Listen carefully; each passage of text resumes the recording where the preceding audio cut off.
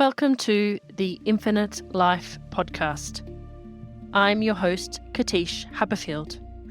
As a spiritual regression therapist, spirit releasement therapist, and medium, I help my clients to break free of karmic behaviours and limiting beliefs impacting their lives. This free podcast takes you behind the scenes in sessions with my clients as they experience regression sessions and celestial healings, as they access the wisdom of their sub and superconscious mind and witness the unfolding story of their soul. I hope this podcast provides you with inspiration and insights that can be applied to your life. Welcome back to the Infinite Life podcast. This is Katische Haberfield. This week, for episode 2 of season 5, we are getting right into the whole ghost thing. Now, I want to let you know before I start this episode that I will use the terms interchangeably earthbound spirit, ghost, and disincarnated human being. What the heck am I talking about? I am talking about that which survives death. So the consciousness which survives death. And in terms of earthbound spirits, ghosts, and disincarnate humans, what that means is for some reason they have chosen not to go to the afterlife, to heaven, or whatever you may call that which comes after death. So you could say to me, but Katische, nothing survives death. Well, sure, the body doesn't survive death, but there is a stream of consciousness that does survive death. And I call that the eternal mind stream. But specifically, your personality and your mind stream that is associated with the you that is currently alive right now does survive death. And it's important that that mind stream gets crossed over and rejoins the soul. So that's what I mean by earthbound spirit. Now, the very first ghosts that I met were the non-crossed over past lives of some clients of mine. However, since then, I've met hundreds, probably even thousands of ghosts. And my specialty is clairaudience and clairsentience, so hearing and knowing. I can see sometimes movement in the energy, and I have my spiritual cat Max, who is my eyes for me. And Max shows me the signs that they're here. And we have an established pattern of communication. And sometimes I will be able to see things in my mind's eye, so through the third eye. But I never see them like apparitions. Well, not so far, anyway. So, getting into this episode. In this episode, we are going to meet Harry. Well, actually, you're not going to meet Harry until the next episode, but you're going to follow along with me in real time as I experience what it's like to go to a surgery and find a child who hasn't cross them over, and then the aftermath of what happens. Before we get into it, I just wanted to thank Kiss FM for giving me permission to incorporate the following segments into my social media promotions. And this is where these recordings come from. And now that little disclaimer is out of the road, let's get into it. Last year, I was surfing Facebook, and the Facebook feed showed me a clip from one of the morning segments on Kiss FM, the morning show with Robin, Terry, and Kip. So I hope you enjoy this episode, and we'll get right into it right now. Do you think kids can see ghosts? We used to visit a family member in the Bulimba Cemetery, and when my daughter was about 2.5, she used to go down about 3 grades away and just talk and play, and we thought nothing of it. And we'd visit often, and on one of the visits, she turned around as we were putting in the car and waved. We said, "Who are you waving to?" And she said, "Oh, just a little boy. He used to be sick, but he's not anymore. He's just waiting for his mum." And we're like, okay, in the car. Yeah. And then the time passed, and over time she just stopped talking and playing. She'd just come and sit with us. And then a few years later, when my son was about 3, he came up to my daughter when we were cleaning up the grave and said, the little boy wants to know why you won't talk to him anymore. Okay. That would freak me. That'll freak me out. Robin, Terry and Kim.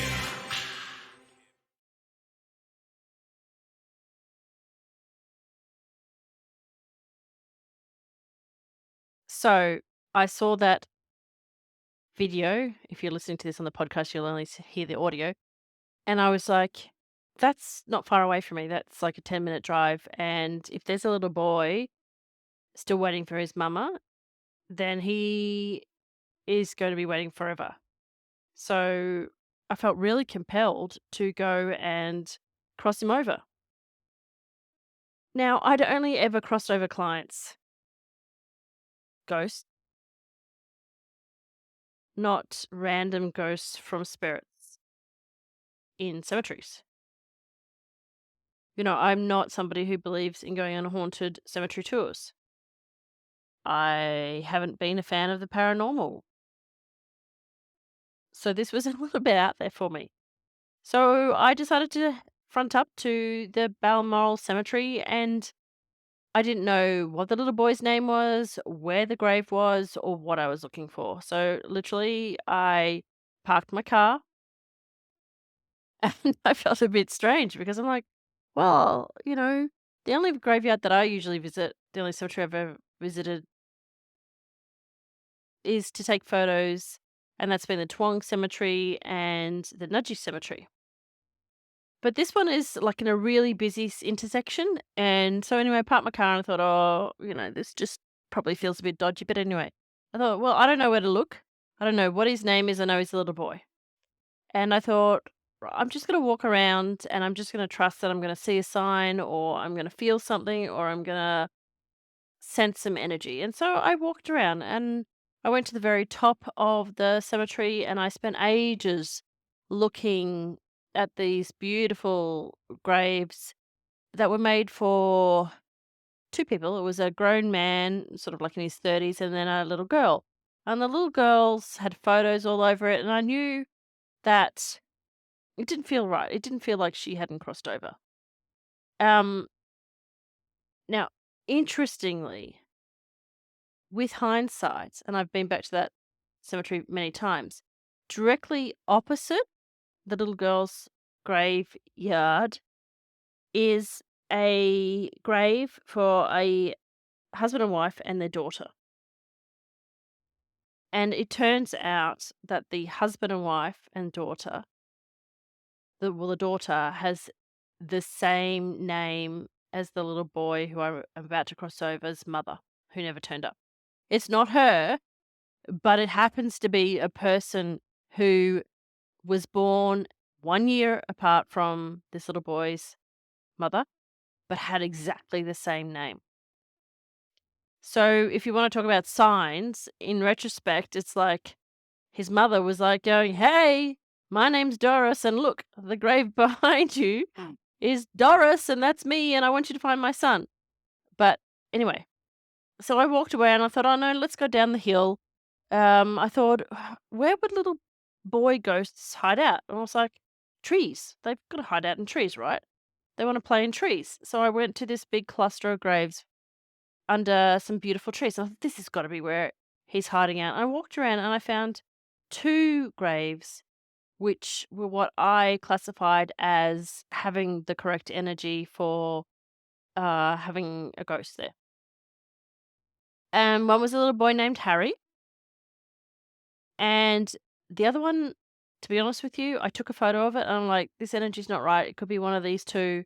And I ended up deleting it. I'm going to have to go back to that cemetery because I know now from one of the episodes that you're going to hear come through that he was there as well, because his mother also comes through when we try to find out more about Harry. So anyway, so actually there were two earthbound spirits, 2 ghosts in the cemetery on that day.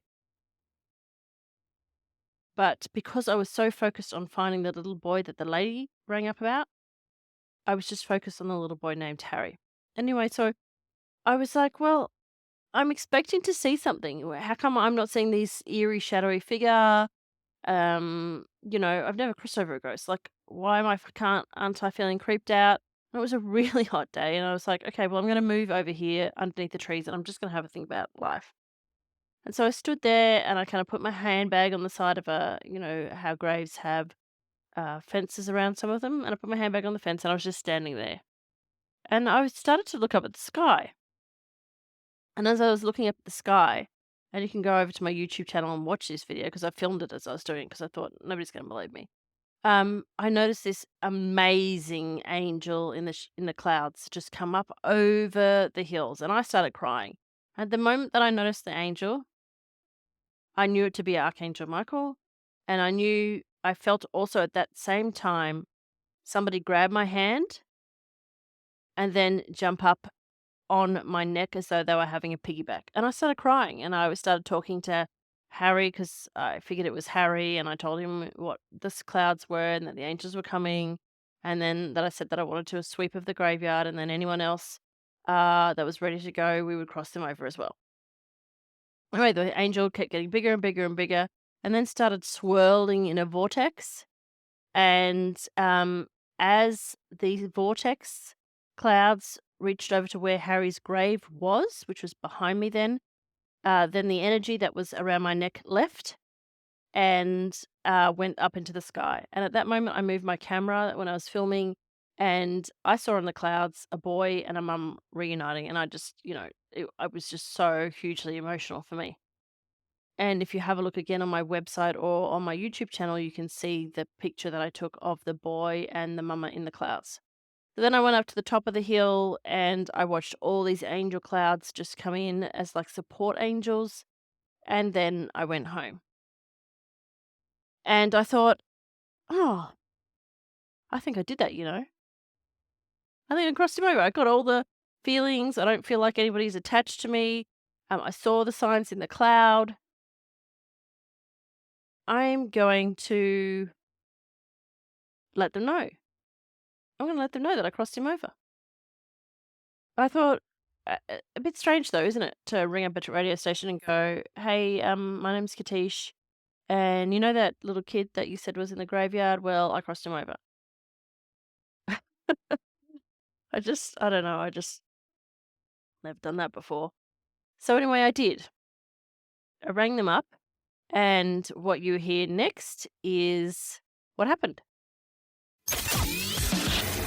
Robin, Terry and Kit on Kiss 97.3. Yes, you guys did a little segment on ghosts, and you had a lady call up and tell you about her interaction at the Balmoral Cemetery in Brisbane with her children and a little boy ghost. Yeah, it was the Balmoral Cemetery. And look, that video we put up on Instagram had just an incredible amount of reaction to it. I think it got like 500,000 people who saw it.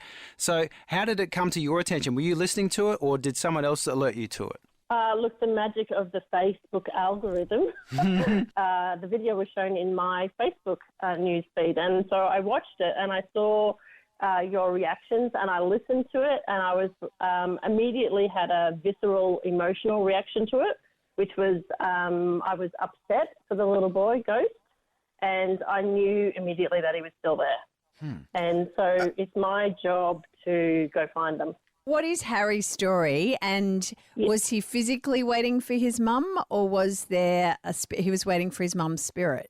Okay, so what happened was that Harry died. He was sick. He was ill. So I contacted Harry today before we got on this call, so I could find out the true story. Because at the time, when there's a spirit in the graveyard, they're very, very confused. They're very lost. They know that they're trying to talk to people, but people mostly are scared of them, and they don't know how to deal with them. So it's kind of like, imagine like you've woken up with a massive hangover or you're feeling massively dizzy, and you know that things aren't right. They know that they are still themselves, but they know that they don't have a body anymore. And so he was confused as to what had happened, and he just wanted to be with his mum. And in his little mind, he decided to stay with his body. He knew that his body was buried in the ground, and he didn't know why he wasn't in it or where to go or how to find his mum. And he was petrified, and he thought, well, Mum's going to come back here and then I can be with Mum. Except for Mum never turned up. Mum never came to the cemetery ever again. So you would have seen the gravestone. When did he die? How old was he? What happened? He died on the 1st of January 1944 at the age of 8. Okay. He was just very, very, very sick, and he died of his illness. But, yeah, he's been there since 1944. And that's not uncommon. They don't know what year it is. They just think it's still 1944. Obviously, with your job, Katische, you would meet skeptics all the time, and you would have people. I mean, like me, for example. I find it very hard to believe these things. Mm-hmm. So, sure. What gives you the sense that something actually happened? You know what I mean? Like, is it possible that it was just all feelings and emotions? Because obviously, it's a very emotional story about a young boy that died, and that's tragic, and that gets people feeling a lot of things. Okay, so I've actually taken video footage of what happened in the cemetery, but basically the sky went from being completely cloudless to this massive, massive cloud in an unmistakable angel shape came rolling up over the hill. And then it came right over to where we were standing, and then it went into like this vortex of energy. And Harry described it as like being picked up in sort of like a tornado of love. And that angel morphed into this swirling pattern. And then he was picked up by his entire soul family in this. He describes it as the most loving feeling that he's ever had. And they basically then took him up to the heavenly realms. And I've got a photo of this shape in the clouds that then you can see very clearly the shape of a cloud of a mother hugging a child. Yeah, and I can tell you he will be in a peaceful place now because he doesn't have the traffic on Riding Road, the train's not pulling up at Morningside Station, and KFC venting chicken every 30 minutes. Yeah. That's not to help either. No, yeah. So nobody wants to be a hungry ghost, do they? No. You're 200 metres from that KFC. It's torture. Thanks heaps for contacting the show, Katische. You're welcome. Thank you very much for having the story in the first place. Robin, Terry and Kip on Kiss 97.3. So there you have it. They're the two segments from the radio. Thank you to Kiss FM. And Cass, the producer, sent me a text message afterwards, said, "You did really great. And by the way, do you mind if I send a message to the lady who rang us up and let her know to listen to the segment?" And I was like, "Yeah, no, that's great." And she said, "Can she contact you?" And I said, "Sure, no worries. Pass on my number." And she did. She contacted me and we exchanged, just a couple of text messages. And then after that segment went on social media, Kiss 97.3 put up the photo that I had of the angels in the cloud. And because that was tagged onto my account, then Nicole, who is the lady, she wrote on my Facebook page underneath the post. And I'll read you what she said, which is also on my website. She said, "I am the lady who phoned the station with the story of my kids interacting with the ghost we now know as Harry," or they called him Henry. "I've never met or spoken to Katische Haberfield before today, and the information told in the story was all I mentioned. As per my photo, I can say that the blue grave in the circled area is our family's members' area, so the area where they played is 100% accurate. Whether you believe or not, how can this be explained if it's not true? I am so glad that I made the call and that this little soul has now found peace after so long." And on Facebook, below my comment, I thanked her for that. Then she actually circles in the video where you can actually see the angel where I was standing with Harry, and the family member's plot is directly in front of where I was standing when Harry jumped up on my shoulders. So that was just amazing in my mind and a complete verification for me. So when that happened, I was like, I want to know more about this little boy, Harry. I want to research his family, and I want to know why his mum didn't come to the cemetery and why he didn't cross over. So I hired Megan Jones, the medium, to do an Afterlife interview with Harry so that I could find out more about him. And in next week's episode, you're going to listen to the Afterlife interview with Harry. There's one last little postscript, and that is while I was doing the research for Harry's family using Ancestry and things like that, a lot of the times people put up records and then they borrow other people's records and they don't match up.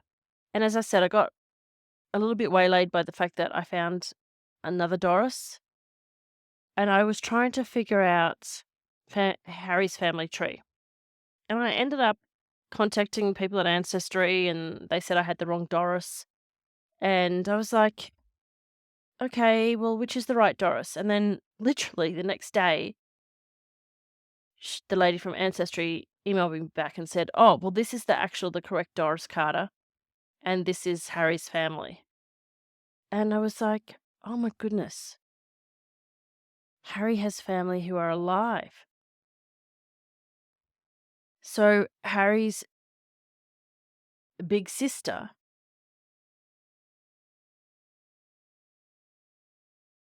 had family, and it's their family that is still alive. So I did contact Harry's extended relatives because I really wanted to find a picture of Harry, and I wanted to find out about his mum and see if it matched up with the information we got through the mediumship. And the lady was really curious. She's like, well, how do you know Doris? And I'm like, well, I don't know Doris. I know Harry. And she's like, well, how do you know Harry? And I'm like, well, I met him in the cemetery. So I explained to Harry's extended family who I was, gave them links to my website, gave them the links to the Afterlife interview with Megan that you're about to hear next week. And I gave them the copies of the interviews off Kiss FM and explained what had happened to Harry. And unfortunately, I never heard back from them. In my mind, I would have loved for them to go, wow, that's fascinating. And to have learned a lot more about Harry and all that sort of stuff. But, you know, why should they believe me? I believe me. But if I was some person that emailed you and said that your mother-in-law's brother was a ghost, would you believe me? Probably not. All I can say is that I'm very relieved that Harry's big sister was, I guess, deceased, because that would have been very difficult to take, I guess, as the big sister. But anyway, that's life. That death, these are the things that most people don't talk about. Most people don't educate people about what happens when you die, how to look for the light, how not to attach to or feel guilty about or remorse about what happened in your life so that you can move on and cross over to the light. It's fundamentally important that we educate people as they're dying about what to look for when they die, so that we don't have children like Harry becoming ghosts, so that we don't have adults of any age becoming ghosts. Nobody deserves to become an earthbound spirit stuck in the astral realms, stuck at a cemetery. It's a really horrible, horrible existence. And we can break this cycle simply by letting people know at the time of death to look for the angels, and that it's safe and okay for them to go, to look for the light and to cross on over into whatever they feel comfortable with, heaven, the afterlife, celestial realms, whatever terminology they're comfortable with. It's when we think that we don't go on, when we don't understand that we are eternal beings, that we get so scared at death. And we don't see the light. And then we can become trapped in the astral realms. So thank you for listening to my story about meeting Harry. As I said, go to katische.com. You can click on blog, then Earthbound Spirits, and all the videos and interviews